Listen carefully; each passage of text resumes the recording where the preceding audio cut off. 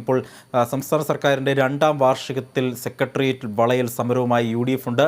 ഒപ്പം തന്നെ രാപ്പകൽ സമരവുമായി BJP ഉണ്ട്. ഇപ്പോൾ കോഴിക്കോട്ട് കളക്ടറേറ്റിലേക്ക് BJP പ്രവർത്തകർ മാർച്ച് നടത്തുകയാണ്. തത്സമയ സംപ്രേഷണത്തിലേക്ക്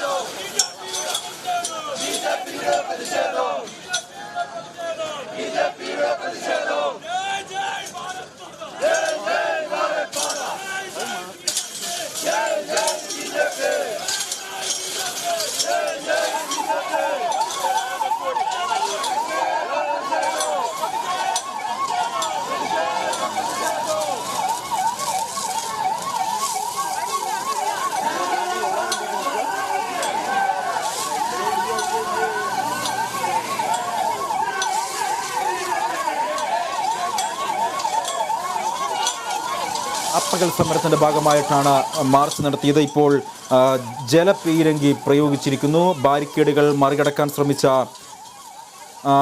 പ്രവർത്തകർക്ക് നേരെയാണ് പോലീസ് ജലപീരങ്കി പ്രയോഗിച്ചത്. തത്സമയ സംരക്ഷണമാണ് പ്രേക്ഷകർ ഇപ്പോൾ കോഴിക്കോട് നിന്നും കണ്ടുകൊണ്ടിരിക്കുന്നത്.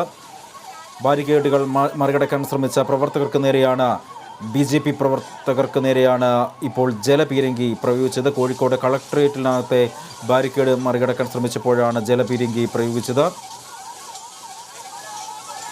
സംസ്ഥാനത്തിൻ്റെ വിവിധ ഭാഗങ്ങളിൽ പ്രതിഷേധ മാർച്ചുകൾ UDFൻ്റെയും ഒപ്പം തന്നെ BJPയുടെയും ഭാഗത്തു നിന്ന് ഉണ്ടാകുന്നു. അതിൻ്റെ തത്സമയ സംരക്ഷണങ്ങളാണ് കോഴിക്കോട്ട് നിന്നും തിരുവനന്തപുരത്ത് നിന്നും പ്രേക്ഷകർ കാണുന്നത്. തിരുവനന്തപുരത്ത് UDF സെക്രട്ടേറിയറ്റിലേക്കാണ് മാർച്ച് നടത്തുന്നത്. സെക്രട്ടേറിയറ്റ് വഴി തടഞ്ഞുള്ള സമരമാണ് നടക്കുന്നത്. ഇപ്പോൾ കോഴിക്കോട്ട് ജലപീരങ്കി പ്രയോഗിച്ചിരിക്കുന്നു BJPയുടെ മാർച്ചിന് നേരെ.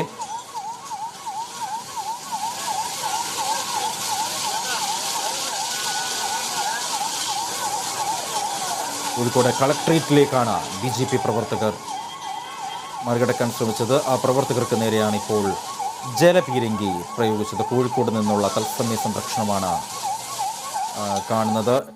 LDF സർക്കാരിൻ്റെ 2ാം വാർഷിക ദിനത്തിലാണ് വലിയ രീതിയിലുള്ള പ്രതിഷേധം പ്രതിപക്ഷ പാർട്ടികൾ നടത്തുന്നത്. തിരുവനന്തപുരത്ത് UDFൻ്റെ നേതൃത്വത്തിൽ സെക്രട്ടേറിയറ്റ് മാർച്ച് നടത്തുന്നു. BJPയുടെ നേതൃത്വത്തിൽ തിരുവനന്തപുരത്ത് രാപ്പകൽ സമരവും 14 ജില്ലാ കേന്ദ്രങ്ങളിൽ മാർച്ചും നടത്തുന്നുണ്ട്. ആ മാർച്ചിൻ്റെ തത്സമയ ദൃശ്യങ്ങളാണ് ഇപ്പോൾ കാണുന്നത്. ബാരിക്കേഡുകൾ മറികടക്കാൻ ശ്രമിക്കുന്നതിനിടെയാണ് പോലീസ് ജലപീരങ്കി പ്രയോഗിച്ചിരിക്കുന്നത്.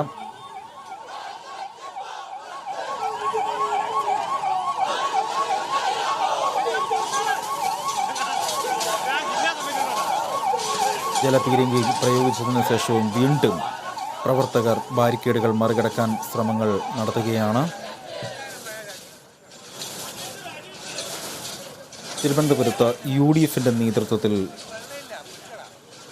സെക്രട്ടേറിയറ്റ് വളയൽ സമരവും നടക്കുന്നുണ്ട്. സെക്രട്ടേറിയറ്റിലേക്ക് ഉദ്യോഗസ്ഥരെ കയറ്റിവിടാനും UDF പ്രവർത്തകർ സമ്മതിച്ചില്ല.